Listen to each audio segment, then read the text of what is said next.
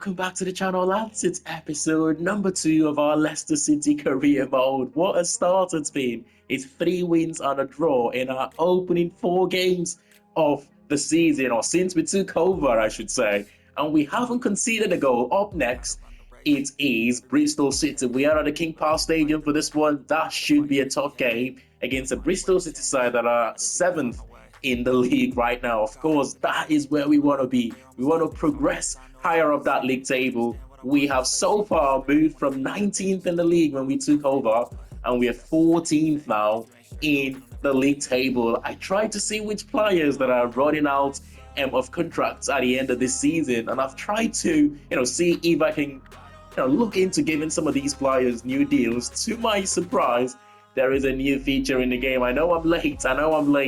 Everyone pretty much knows everything about this right now, but we've got the likes of Pereira, Begovic, Lascelles, Wings. I would like to keep him for a season or 2 more, but the thing is, all of these players that are not willing to negotiate new terms, open for contract talks, Dakar, which is good, but a lot of these players, they are not open to discuss their contract. I like the feature, but I think it's a little bit excessive. It's too many players. Again, that might just be because we're not doing too well this season. Maybe if our form gets better, those players will be open to new contract. It's a little bit cheeky, isn't it? Considering it's the same players that have put Leicester City in this position and not willing to negotiate new terms. But let's get into the first game here. And for those of you who wants to know, I do play on ultimate difficulty. I have done so for a good amount of years now, and this is my first career mode on this year's FC, and we are playing on the simulation mode. I am enjoying it. So I'm sure as we progress into maybe the next save, I might maybe touch on the sliders a little bit, but for now I'm actually enjoying this, so we will leave it exactly that way. I mean, I like the realism of the simulation mode. I like how slow it feels. I like how difficult it is to create chances. It gives that added realism to the game, which is always fun. But let's see what happens anyway. One thing I haven't quite figured out yet is the camera settings. So far, oh, what a finish. What a finish. And Bristol City take the lead here for the first time. We're going to have to come from behind to win a game. I'll take a point now. I'll honestly take a point, given how the first 27 minutes of this game have gone. It's all Bristol City. It's Hovard over to Reece. Reece goes for it. But comfortable save that time. And for Stolagic in goal for us. If we don't improve in the second half, man, this might just be our first defeat since we took over at Leicester City. Wrong time for it though, given the fact that the border in our backs right now for us to keep winning. Oh, Macau. Good turn of pace there to get away from his man. Tried to go for the far corner. I'll tell you what, it wasn't too far away. Nelson, that's nice to dick it over. Reed finds Mavididi, space to run into here. Mavididi, he plays in Dakar. Dakar's first touch is good. The goalkeeper makes a save. But in you go for the tap in. That's in Dakar. He gets his second goal for us here since we took over at Leicester. What a second half this has been, by the way. Can we go on and win it? Aribo finds Mavididi. The touch's good. He gets away from his man. He plays it. Thomas. Thomas goes for it. What a chance to win it there. What an opportunity. I can't believe we haven't won that game with the last kick of the game. But given how the game went, the point is not a bad result for us. We fought hard enough in that second half and we end the points. I'm really getting worried here. We've got a message from the board. Our managerial rating have now gone into the orange. It's not quite red yet, but we're doing quite well. It's just the fact that for some reason we took over halfway where we're 19th in the league. We have progressed to 14th. We haven't lost a game so far, but because we are not in a position where we can win the league at this stage, the managerial rating still keeps going down. It's one thing allowing us to start halfway through the season, but at least, come on, let's have some realistic expectations from the board. But let's see what they have to say yet again. We are a bit concerned about your reduced performance recently. Wow. And we have downgraded your job security to insecure. And we really need some improved performances from you soon before we slide any lower. Are you kidding me? Are you kidding me? We are on an upwards trajectory right now. I have no idea what they're talking about before we slide even lower. But it is what it is. We could finish outside of the top 6 and still get the sack, which is a shame, unrealistic at all. And up next year is Queen's Park Rangers at the King Power Stadium. I think we're only a point above Queen's Park Rangers going into this game. It's important that we avoid defeat at least to keep our momentum going, to stay above them as well. Yeah, just a point above Queen's Park Rangers. I believe they've got Richard Kone up front, one of the players that I have used in the past in our Tranmere Rovers Road to Glory career mode in last year's FC. I did say at the time when we signed him that there is a good player in the making there. Of course, he was fantastic for us in that save. Only a matter of time before a championship team signed him. Man, he's such a good striker. He is going to continue improving as well. Richard Kone are talking about strikers. Burrell there with a big chance, but I think it's Vestergaard just putting his body in front. Talk about putting your body on the line for your team. Ah, that's excellent there from Vestergaard. He was offside though, so he wouldn't have counted. Oh, we need a little bit of space there. Who's going to give us? There we go. It's Aluko giving us that option from the left-hand side. He finds Louis Page, who has managed to keep himself onside. Page, pull back to Jordan Ayew, who gives us the goal just before the end of the first half here. The first bit of magic in this game, the first bit of good football we have played, and it's turned out to be a goal. A giant throw there reminds me of Peter Schmeichel in his days. One of the Manuel Neuer as well has got that giant throw, hasn't he? I tell you, a goalkeeper in the Premier League in recent times is David Raya of Arsenal. David Raya, and that's the second. He's onside as well, are you? I thought for a second there the linesman's flag was going to go off, but it looks like Jordan Ayew have timed this run to perfection to give us the second goal of the game, and surely now it's game over. The timing of the run there was so perfect. The finish, never in doubt. And that's it. It's a 2-0 victory for us at the King Power Stadium. We keep that chase of the top 6 going. The board surely is going to stay off us for at least the next few games, considering we have won a game. Every time we get a bad result, we get a message from the board. Hopefully, we can go on a few games winning run. Honestly, though, in an ideal situation, the board should not even be talking about my future right now, considering how well we have done since we took over here at Leicester City. It's 4 wins and 2 draws. We're still unbeaten. We've taken the steam from 19th in the league to 14th right now, and not far away from the top 6. Even if we don't get top 6 at the end of this season, I feel like, given what we have done in our opening 6 games of the season, we deserve to go on to the next season and try to continue building this team and see what we can achieve. But it's not up to me. It's not up to me. It's really up to the board. I'll tell you what will be sad. What will be really sad is if we do somehow make it into the playoffs, and because, the objective is to, inverted commas, to win the league. If we don't win the league, we go into the playoffs. If we still end up getting sacked, that will be a disgrace from the board. That is possible. In the past, the wet conditions, the rainy conditions, have been a little bit of a nightmare, but it's not too bad. I mean, it still slows down the play, which you would expect in a wet condition, but it's not as impactful, I would say, as last year's FC, if you know what I mean. And last year's FC, the rainy conditions was a disaster to play in. But it's a little bit better. It's good to see that aspects have been fixed. Oh, a little bit of space here. Oh, come on, Christensen. You cannot allow that pass to go through you like that. Header from, I believe, Pereira or Coley with a block there.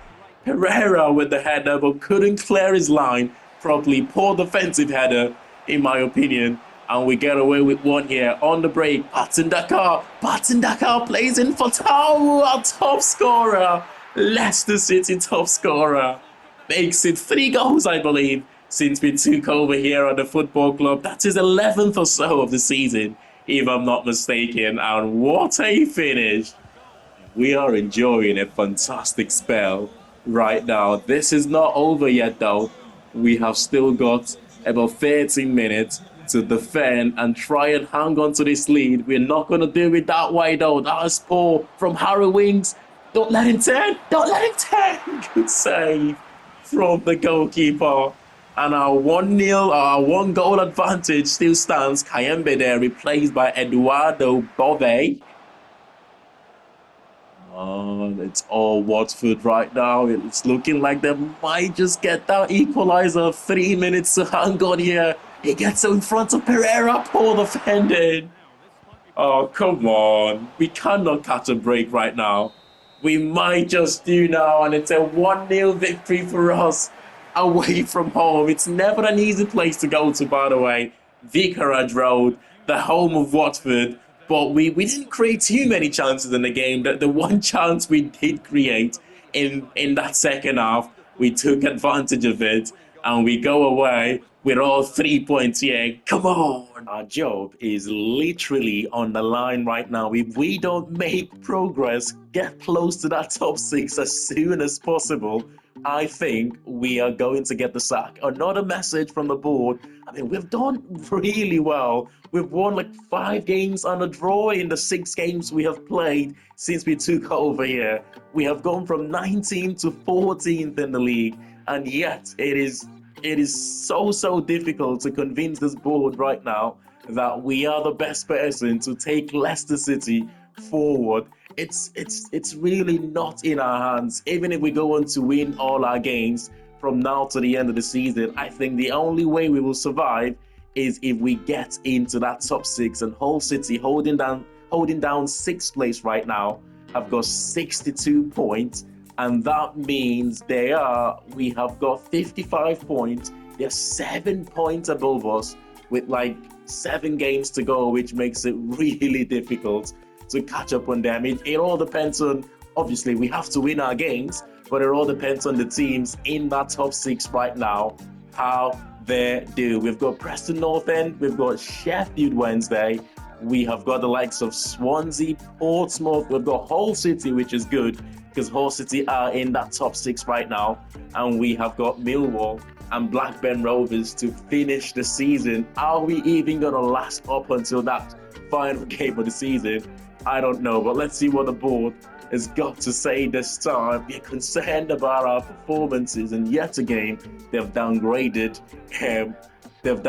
our job security, which that is shocking, isn't it? That is absolutely shocking. And Hamza Chowdhury here saying he's not convinced by the future of Leicester City, so he pretty much wants to see out his contract, doesn't he? He doesn't want to sign a new contract at Leicester City. Come on, son. You are one of the players, or one of the reasons why Leicester City have been in this position. Honestly, though, I have been thinking, since we took over here at Leicester City in what's been a title-winning form, 27 points from a possible 35, that's 5 wins and 2 draws. We've only moved up the table 5 places. That's incredible, isn't it? Normally, such an astonishing run of form should really move you 9-10 places up the league table. It just goes to show how poor Leicester City was prior to us taking over here at the King Power Stadium. Preston North End are not too far away from us either. I've got the likes of Jabison up front. I've got Thierry Small, a player that I do like. Has got a lot of potential. If we can keep him quiet, I do believe that the wing backs of Preston North End are going to be the key to this game. If we keep them quiet, we might just have a good game here. I think it's a little bit disappointing that we are playing teams in and around the bottom right now. You want to be playing teams in and around the top 6, top 7. That's the only way you close that gap on them. Oh, wait a second. I'm not too confident. Oh, Thierry Small. We talked about him just before the start of the game. He's a player who looks like he might go on to do big things in the future. The wing back. Oh, he's got pace, he's got power, and if he can do things like that as well, we like to make things hard for ourselves, don't we? That's the one attempt in that first half for Preston North End, and they converted from it. We have got to be better in the second half. Otherwise, it could be our first defeat of the season. I mean, we haven't really been in this game at all, as Bristol City there get the equaliser against Charlton Athletic, and Emil Rees getting the goal for them. Here's Mavididi. He goes inside to Golding. I tried to do the 1-2 there. Oh, that is beautiful. That was not the pass I was aiming for. I actually tried to do the 1-2 with Mavididi and Golding there, but luckily for us, he found Dakar, who squared it into the box for Harry Winks for an easy tap in and for the equaliser. Come on, it's time to win this game. There is time to win this game. In the previous episode, every game we played, we took the lead first. But in this episode, oh, that's the second! Oh, what an opportunity! What a chance to take the lead there.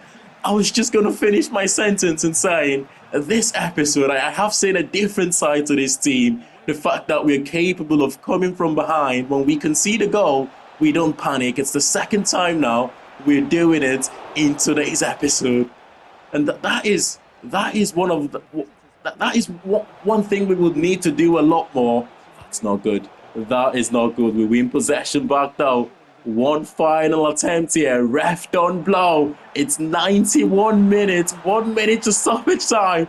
Ref don't blow. Out wide. Fatal. Oh, he's left it. He puts us ahead. 1 minute to stoppage time, and we have gone on to get the winner. Oh, what a scene. The manager is excited, the players are excited, the fans are excited, and we have done it. It's all 3 points for Leicester City, and to turn it around against a difficult team in Preston North End, by the way.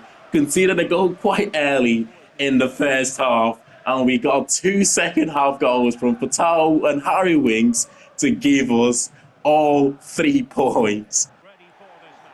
Okay, I have managed to catch my breath here, going into the final game of today's episode away from home against bottom of the league Sheffield Wednesday. They have had a poor season in the Owls, but let's be honest, even if they had the best of season, it was always going to be difficult for them to stay up this season given the point deduction. But they have got the worst home record in the division this season. Only 7 points at home all season, and that is very poor. I'm hoping we can add to their miserable season here. We need to, otherwise we could be in a big trouble from the board. It feels like at this stage of the season, we have to win all our games to have any chance in getting into that top 6.